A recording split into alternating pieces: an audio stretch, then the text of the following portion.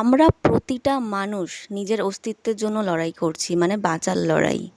ঠিক বললাম তো? যদি ঠিক বলে থাকি তাহলে অবশ্যই কমেন্ট করে দিও। আর যেটা বলতে চাইছি সেটা হচ্ছে, এই ধরো যে ভিডিওগুলো বানাই, অনেকের প্রশ্ন থাকে কেন বানাচ্ছি, ভালো লাগছে বানাচ্ছি।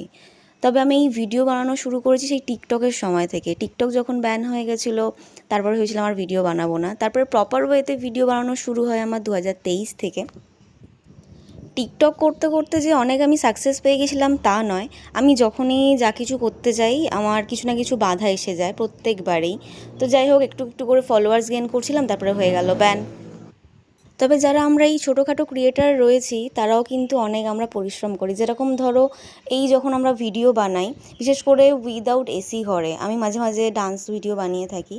যদিও আমি প্রফেশনাল ডান্সার নই, বাট ভালো লাগে, তো প্রচণ্ড কষ্ট হয়। তো এইভাবেই হয়তো এগিয়ে যাব তোমরা যদি সাথ দাও।